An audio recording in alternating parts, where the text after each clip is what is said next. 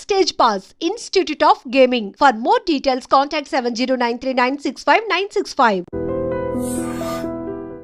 నమస్తే, welcome to iDream inside politics with కవిత.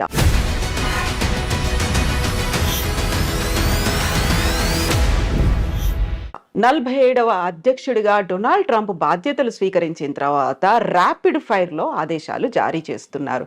జన్మతః వచ్చే పౌరసత్వాన్ని రద్దు చేశారు. విదేశాలకు చేసే సహాయాన్ని 90 రోజుల పాటు నిలుపు చేశారు. దీంతో పాటుగా H1 వీసాల మీద చర్చలు, వాదనలు కొనసాగుతున్నాయని చెప్పారు. అండ్ ఆంక్షలు కూడా కొనసాగుతున్నాయి. భారతదేశం మీద ద్వైపాక్షిక సంబంధాలు ఎలా ఉండబోతున్నాయి? ఈ ఎగ్జిక్యూటివ్ ఆర్డర్స్ భవిష్యత్తులోనూ ఇలాంటి సంచలనాలనే కలిగించబోతున్నాయా? మనతో పాటుగా ఉన్నారు డాక్టర్ జయప్రకాష్ నారాయణ గారు. సార్ నమస్తే. నమస్తే కవిత. సార్, గతంలో మనం మాట్లాడుకున్నాం డొనాల్డ్ ట్రంప్ అధ్యక్షుడిగా రాబోతున్నాడు అని. వచ్చేసారు, రాగానే ర్యాపిడ్ ఫైర్ లో ఆదేశాలు అనేవి, ఈ ఎగ్జిక్యూటివ్ ఆర్డర్స్ అనేవి అసలు పెద్దన్నగా మనం భావిస్తుంటాము అమెరికా అని. ఎలా అనిపిస్తున్నాయి సార్ విదేశాల మీద? మనం 2 విషయాలు ట్రంప్ను గురించి గట్టిగా ఆలోచించాలి. ఒకటి, గత 2-3 రోజులుగా ఆయన పని చూస్తున్నట్టయితే చెప్పిన మాట చాలా మేరకు చేస్తాడు. ఎందుకంటే ఇంకోసారి మళ్ళీ అవకాశం లేదు ఆయనకి. వృద్ధాప్యంలో ఉన్నాడు. తన బ్రాండ్, తన మార్క్ ఉండాలని చెప్పని ఏం చేయబోతున్నాడో ముందే చెప్పాడు. ఎన్నికల్లో ఆయన ఏమీ రహస్యం ఏం లేదు, మంచిగానే చెడుగానే. ఉదాహరణకి క్యాపిటల్ మీద, అమెరికన్ పార్లమెంట్ మీద దాడి చేసిన వాళ్ళు నిజంగా దేశద్రోహం కొడిగినట్లు లెక్క. హింసకు పాల్పడ్డారు, కొంతమంది మరణాల కాలకులైనారు. వాళ్ళందరినీ క్షమాపక్ష ప్రసాదిస్తున్నాడు, ఇచ్చాడు. మంచిగానే చెడుగానే ఆయన చెప్పింది సీరియస్గా తీసుకుంటున్నాడు, స్ట్రాంగ్గా చెప్తాడు కూడా. రెండోది, ఇనాగరల్ స్పీచ్లో ఆయన ఒక మనిషిని ఉదహరించాడు. ఆయన విలియం మెకిన్లీ అని, అమెరికా రాష్ట్రపతిగా 1897 నుంచి 2001 దాకా ఉన్నాడు ఆయన. 2001లో సెప్టెంబర్లో ఆయన చంపేశారు. ఈ హత్యకు గురైన రాష్ట్రపతుల్లో ఆయన ఒకడు. ఆయన తర్వాత థియోడోర్ రూజ్వెల్ట్ వచ్చాడు. మెకిన్లీ ఆయన్ని ప్రస్తావించాడు. మెకిన్లీ 2కి ప్రధానంగా పేరున్నవాడు. ఒకటి, టారిఫ్లు, ఇతర దేశాల నుంచి దిగుమతుల్ని తగ్గించడం, దాని మీద ఈ టారిఫ్లు పెట్టడం. 2, దేశ విస్తరణ కాంక్ష. అమెరికా చివరిసారిగా విస్తరణ చేసింది మెకిన్లీ సమయంలో. స్పానిష్ వార్ అని చెప్పని 1898లో ఆ వార్లో గెలిచిన తర్వాత ఈవేళ ప్యూర్టోరికో ఆ రకంగా స్పెయిన్ నుంచి వచ్చింది. ఈవేళ క్యూబాని విడుదల చేశారు. అమెరికానే దానికి మోక్షం కలిగించి స్వతంత్ర దేశంగా చేసింది. అట్లాగే ఆయన కాలంలోనే ఈ హవాయి రాష్ట్రం అది అమెరికాలో కలిపేసుకున్నారు. ఫిలిప్పీన్స్ స్పానిష్ వార్లో స్పానిష్ కాలనీ, అది అమెరికా చేతుల్లోకి వచ్చిన తర్వాత స్వతంత్ర దేశంగా అయింది. కాబట్టి ఆయన పనామా కెనాల్ గురించి కానీ మరోదాని గురించి కానీ మాట్లాడుతుంటే చాలా సీరియస్గా తీసుకోవాలి. ఎందుకంటే ఆ మెకిన్లీ ప్రభావం ఏమైందని ఆయన స్పష్టంగా చెప్తున్నాడు. మూడోది, ట్రంప్లో ఏమిటంటే ట్రాన్సాక్షనల్ మ్యాన్.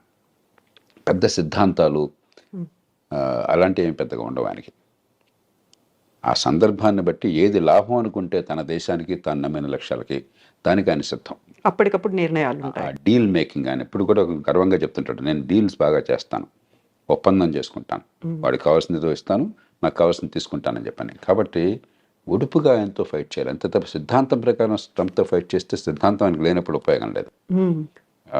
అంచేత ఈ 4 ఏళ్ల కాలం ప్రపంచం అంతా కూడా ఆ ప్రభుత్వం అక్కడ ప్రజల మనస్తత్వాన్ని గుర్తించి, ముఖ్యంగా భారతదేశం లాంటి దేశం చాలా లాఘవంగా మన ప్రజలను కాపాడుకుంటూనే మరి అవతల వాళ్ళ ఎక్కడ గట్టిగా ఉన్నారో గమనించి మన అవసరం మేరకు ఇచ్చిపుచ్చుకునే ధోరణి ఉండాలి.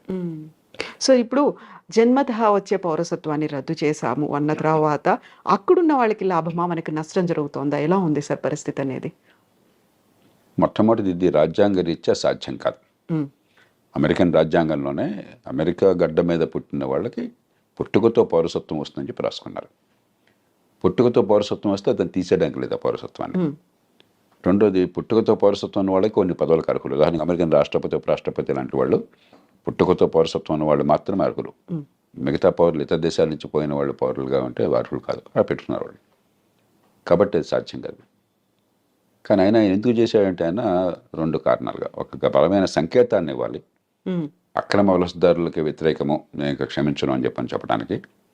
రెండోది, ఇది ఖచ్చితంగా సుప్రీంకోర్టు దాకా పోతుంది. అమెరికాలో తుమ్మిన దగ్గర సుప్రీంకోర్టు దాకా వెళుతుంది. ఎందుకంటే అది లిటిగేటియస్ సొసైటీ. ప్రతిదానికి ఒక కోర్టుల వివాదాలు, దావాలు, ఆ దేశ సాంప్రదాయంలో భాగం అది, ఆ దేశం జన్యువుల్లో భాగం అది. 100కి 99 పాళ్ళు సక్రమంగా ఆ దేశంలోకి చట్టబద్ధంగా ప్రవేశించిన వాళ్ళు సంతానం కనుక అయినట్టయితే దాని పౌరసత్వాన్ని సుప్రీంకోర్టు కాదనలేదు. కానీ అక్రమంగా ప్రవేశించిన వాళ్ళైతే అన్డాక్యుమెంటెడ్ ఇమిగ్రెంట్స్ అంటాం, వాళ్ళకి ఇప్పుడు వాళ్ళ పిల్లలకి పుట్టుకతో పౌరసత్వం ఇవ్వాలి వద్దన్న విషయంలో బహుశా సుప్రీంకోర్టు మరి ఇంకొక స్టాండ్ తీసుకోవచ్చు. కాబట్టి భారతీయ సంతతి వాళ్ళకి నేను అనుకోవటం, మన వాళ్ళు 195 మంది భారతదేశం నుంచి వెళ్ళిన వాళ్ళు అమెరికాకి నైపుణ్యము విద్య ఉన్నవాళ్ళు, డాక్యుమెంటెడ్ ఇమిగ్రెంట్స్ అంటే వీసాలు వగేరా పొంది చట్టబద్ధంగా వెళ్ళిన వాళ్ళు. కాబట్టి వాళ్ళకి ఇబ్బంది ఉండకపోవచ్చు. కానీ అన్డాక్యుమెంటెడ్ ఇమిగ్రెంట్స్ పిల్లలకు మాత్రం ఆ పౌరసత్వం ఉంటుందా లేదని సుప్రీంకోర్టు చేతిలో ఆధారపడి ఉంటుంది. ఇక రాజ్యాంగాన్ని మార్చడం అమెరికాలో దాదాపు అసాధ్యం. అలా కాకుండా అమెరికాలో పుట్టుకతో పౌరసత్వం రాకుండా చేయాలి అని చెప్పాను కనుక అన్నట్టయితే, అమెరికాలో పార్లమెంట్లో 2 సభలు, senate, American house of representatives, దానిలో 3/2 మెజారిటీ కావాలి. 4/3 రాష్ట్రాలు ఆమోదించాలి. అమెరికాలో ఇది తల్లకిందులుగా తపస్సు చేసినా కూడా సాధ్యం కాదు. కాబట్టి కొంతమేరకు అంటే అక్రమంగా ఆ దేశంలోకి ప్రవేశించిన వాళ్ళ సంతానానికి పౌరసత్వం లేకుండా సుప్రీంకోర్టు ఏమన్నా కనుక రాజ్యాంగాన్ని ఆ రకంగా వాళ్ళు విశ్లేషించినట్టయితే అది సాధ్యం కావచ్చు. భారతీయ సంతతి వారికి ఇబ్బంది ఉండదు. కానీ భారతీయులు ఖచ్చితంగా అక్రమంగా చొరబడేవాడు కొంతమంది ప్రయత్నం చేస్తున్నారు. అదివరకు నాకు తెలియదు. ఈ మధ్య కొన్ని అంకెలు చెప్తున్నారు, 7.5 లక్షల మంది దాకా ఉన్నారని. అది దాన్ని మనం ప్రోత్సహించకూడదు. అలాంటి వాళ్ళకి ఇబ్బంది కలిగితే దానికి మనం బాధ కూడా పడకూడదు. ఎందుకంటే మన దేశ బ్రాండ్ పోతుంది. ఇక్కడ చదువుకున్న వాళ్ళు, నైపుణ్యం ఉన్నవాళ్ళు పద్ధతి ప్రకారం వస్తున్నారు, ఆ దేశానికి మంచి చేస్తున్నారని చెప్పిన భావం ఒక బ్రాండ్ ఉన్నది. అలా కాకుండా మనం కూడా ఇతర దేశాల్లాగా అక్రమంగా చొరబడుతున్నారు, దక్షిణంలో సరిహద్దు నుంచో లేకపోతే కెనడా నుంచో ఇల్లీగల్గా వెళుతున్నారు, ఇక్కడ సరిపడిపోతున్నారని చెప్పిన భావం ఉంటే మన దేశానికి నష్టం, కొంతమందికి లాభం కలగచ్చు. కాబట్టి దానికి మనం చింతించాల్సిన అవసరం లేదు. వాళ్ళ పట్ల కఠినంగా వ్యవహరించినట్టయితే అమెరికాలో దానికి మనం చింతించాల్సిన అవసరం లేదు. ఇప్పుడు కెనడా, మెక్సికో మీద దిగుమతి సుంకాలు విపరీతంగా పెంచారు. ఆల్మోస్ట్ 25% ఉన్నాయి అనుకున్నప్పుడే విదేశాలతో సత్సంబంధాలు ఎలా ఉంటాయి, ద్వైపాక్షిక ఒప్పందాలు ఎలా ఉంటాయి అనేది కూడా కీలకంగా అయింది కదా సార్.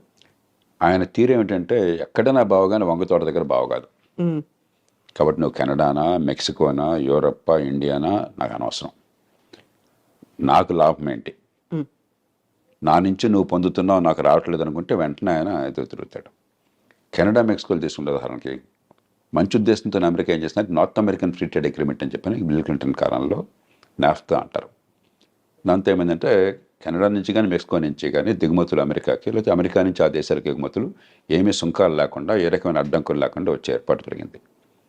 దాంతో ఏమైంది, అమెరికాలో కొంచెం ఖర్చు ఎక్కువ, తలసరి ఆదాయం ఎక్కువ కాబట్టి, లేబర్ కాస్ట్ చాలా ఎక్కువ కాబట్టి, ఆ కాస్ట్ ఆఫ్ ప్రొడక్షన్ తగ్గించడం కోసం అమెరికన్ వ్యాపారవేత్తలు చాలామంది కెనడాలో పెద్ద పెద్ద ఎత్తున పరిశ్రమలు పెట్టారు. ఉత్పత్తి కెనడాలో జరుగుతుంది, ఆ కార్లు కానీ మిగతావి కానీ అమెరికాకు వెంటనే సరిహద్దే కదా, పక్క దేశమే కదా, అమెరికాకు వెంటనే వచ్చేస్తున్నాయి.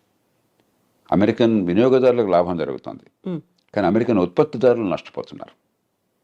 సమస్య వినియోగదారులకేమో చవకగా మంచి మన్నికల వస్తువులు కావాలి, ఉత్పత్తి చేసేవాడికి మనకు లేబర్ మార్కెట్లో ఉద్యోగాలు దొరకాలని చెప్పంటే మన దేశంలో ఉత్పత్తి జరగాలి. ఈ రెండింటికి మధ్య క్లాష్ ఉన్నది. ఇక్కడ ఏంటంటే ట్రంప్ ఆయన పార్టీ ఈ ఉత్పత్తిదారుల పక్షం వహించారు. మన దేశంలో మన వాళ్ళకి ఉద్యోగాలు రావాలి, వాళ్ళకేమిటి రావటం అని చెప్పన్నది. అలాగే అంతకంటే అమెరికాకి చాలా ఇబ్బంది కలిగించేది ఏంటంటే చైనా వాళ్ళు అర్థం చేసుకున్నారు, మన మీద ఆంక్షలు పెడతారు ఉన్న కొద్దికిని. ఎందుకంటే అదివరకు జపాన్ చాలా అమెరికా భావించేవాళ్ళు. రొనాల్డ్ రేగన్ కాలంలో జపాన్ అన్ని ఎగుమతి చేస్తుంది, మనం పెద్ద ఎగుమతి చేయలేకపోతున్నాం, వాళ్ళకి మన దేశం మొత్తం వాళ్ళ వశమైపోతుంది, మన డబ్బంతా వాళ్ళ చేతుల్లో చేరుతుందనే భావం బలంగా ఉండేది. ఇప్పుడు చైనా మీద అలాంటి భావం ఉన్నది. చైనాతో ట్రేడ్ సర్ప్లస్, చైనాకి $200-300 బిలియన్ ట్రేడ్ సర్ప్లస్ ఉంది అమెరికాతో. కాబట్టి డాలర్లన్నీ కొన్ని ట్రిలియన్ల డాలర్లు చైనాలో పోగొడుతున్నాయి. మరి మనం వదిలేస్తే పూర్వం జపాన్ వాళ్ళు అమెరికాలో పెద్ద కంపెనీలు కొన్నట్టుగా చైనా వాళ్ళు కూడా అమెరికా ఆర్థిక వ్యవస్థను సొంతం చేసుకుంటారు. కాబట్టి అది జరగకూడదు అని చెప్పని ఆంక్షలు పెడుతుంటే చైనా వాళ్ళు ఏం చేస్తున్నారు తెలివిగాను, మెక్సికోలో ఫ్యాక్టరీలు పెట్టారు. మెక్సికో సంతోషంగా ఆహ్వానిస్తుంది, ఏ దేశం విదేశీ పెట్టుబడులను ఆహ్వానిస్తుంది. మనం కూడా ఎవరైనా పెట్టుబడులు పెడతామంటే మనం సంతోషంగా రమ్మని చెప్పంటాం మన దేశంలోకి. కాబట్టి చైనా వస్తువులు చైనా నుంచి రాకుండా మెక్సికో నుంచి వస్తున్నాయి. ఈ 2 కారణాలుగా ఆయన గట్టిగా విరుచుకుపడుతున్నాడు. మూడో దానికి కోపం ఏమిటంటే దానికి కొంత ఆధారాలు కూడా ఉన్నాయి. అమెరికా ఇవాళ ప్రపంచంలో మాదక ద్రవ్యాలు ఈ డ్రగ్స్కి ప్రపంచ క్యాపిటల్ అయిపోయింది. డిమాండ్ అక్కడ విపరీతంగా ఉన్నది. కొన్ని కోట్ల రూపాయలు ఖర్చు పెట్టడానికి సిద్ధంగా ఉన్నారు అక్కడ జనం కొనటం కోసం చెప్పని. ఆ మత్తుకి అలవాటు పడ్డ వాళ్ళు చాలామంది ఉన్నారు, బానిసలు అయిపోయినారు. అవన్నీ ఎక్కడి నుంచి వస్తున్నాయి? వాళ్ళకి సముద్రం నుంచి రావడం చాలా కష్టం, భూభాగం నుంచి, మెక్సికో నుంచి వస్తున్నాయి. ఎప్పుడైతే దీనిలో కొన్ని కోట్ల డాలర్ల లాభం ఉన్నదో కార్టెల్స్, బలమైన సంఘటిత నేరస్తులు, గతంలో మాఫియాలు అనేవాళ్ళం, ఈ మాఫియాలు డ్రగ్ కార్టెల్స్ అంటాం, వాళ్ళు $100 బిలియన్ల డబ్బులు చేసుకుంటున్నారు. అంత డబ్బులు ఉన్నాయి కాబట్టి విపరీతమైనటువంటి హింస, నేరాలు, మామూలు నేరాలు కాదు, ఎదురొస్తే వాడిని సఫా చేయటమే, అంత దారుణంగా ఉన్నది. కాబట్టి వాళ్ళని అరికట్టాలని చెప్పన్నా కూడా దక్షిణ బార్డర్, ముఖ్యంగా మెక్సికో బార్డర్తో ఒకటి ఇమ్మిగ్రెంట్స్ రాకుండా ఆపాలి, రెండు ఇది డ్రగ్స్ రాకుండా ఆపాలి. అందుకనే ఆయన డ్రగ్ కార్టెల్స్ని టెర్రరిస్టులుగా ప్రకటించాడు. అప్పుడు అమెరికన్ చట్టం కింద చాలా అధికారాలు వస్తాయి రాష్ట్రపతికి. అవసరమైతే మెక్సికోలోకి తన సైన్యాన్ని పంపించి దాడులు చేసి వాళ్ళని చంపే హక్కు కూడా వస్తుంది అన్నమాట. అంచేత మెక్సికో విషయం ప్రత్యేకం. కానీ మొత్తం మీద ఖచ్చితంగా ఆయన చైనా మీద కానీ, చివరికి వీలుంటే అవసరమైతే మన మీద కానీ ఆయన అవసరమైతే టారిఫ్లు పెడతాడు. ఎందుకంటే మనతో ఉదాహరణకి పెద్ద చైనా లాగా కాకపోయినా మనకు కూడా 15-20 బిలియన్, 20-25 బిలియన్ డాలర్లు, $30 బిలియన్ మనకి సర్ప్లస్ ఉన్నది. అమెరికా ఒక్కటే పెద్ద దేశం, భారతదేశం ట్రేడ్ సర్ప్లస్ ఉన్న దేశం అమెరికా ఒక్కటే పెద్ద దేశాల్లో, $35 బిలియన్. చైనాతో మనకి 90-100 బిలియన్ లోటు ఉన్నది. అమెరికాతో 30-35 బిలియన్ సర్ప్లస్ మిగులు ఉన్నది. ఆయనకి ఎక్కడ ఏ దేశానికి తన దేశంతో వాణిజ్యంలో మిగులున్నా సరే ఆయనకి వెంటనే అక్కసు, వాడు వస్తువులు మన దగ్గర అమ్ముకుంటున్నాడు, మనం అమ్మలేకపోతున్నాం అని చెప్పని. హ్యార్లీ డేవిడ్సన్ ఒక కంపెనీ ఉంది, ట్రంప్ 2-3 సార్లు దాని గురించి ప్రస్తావించాడు. ఈ మోటార్ సైకిల్ నడుపుతారు, అవి ఏమిటో నాకు తెలియదు కానీ కొంచెం ఈ కుర్రాళ్ళు కొందరు మోసపోతారు, చాలా ఖరీదైనటువంటివి. మన వాళ్ళు ఖరీదైన వస్తువులు మన దేశంలో లగ్జరీ ట్యాక్స్ చాలా ఎక్కువ పెడతాం. ఆయన 2-3 సార్లు ప్రస్తావించాడు, ఇండియా టారిఫ్ కింగ్, చూడండి హార్లీ డేవిడ్సన్ మోటార్ సైకిల్ మీద టారిఫ్ పెట్టారని చెప్పని. అలాంటి విషయాల్లో మనం కొంచెం సౌమ్యంగా, పెద్ద నష్టమే లేదు, ఆయనకి ఏదైతే గట్టిగా బుర్రలో ఉందో దాన్ని తగ్గించేసుకోవాలి. నిజంగా ప్రస్తుతం ఉన్నటువంటి సమాజం దేనికి ప్రయారిటీ ఇస్తుంది? ఆర్థిక సంబంధాల చుట్టూ మాత్రమే తిరుగుతుంది. మళ్ళీ ఎన్నికలంగానే చాలా విరక్తి కలుగుతాం. మంచి అనిపిస్తుంది కదా, లేడీస్ కూడా ఛాలెంజింగ్ జాబ్స్ చేసినప్పుడు చాలా బాగుంటది. ట్రాఫిక్ అసిస్టెంట్స్ గా నియమించిన ట్రాన్స్జెండర్స్ అందరితో సాల్యూట్ చేయించుకుంటున్నారు. ఫుడ్ డెలివరీ ఇవ్వటానికి వెళ్ళినటువంటి డెలివరీ బాయ్ అనిల్ పై కళ్ళ ముందు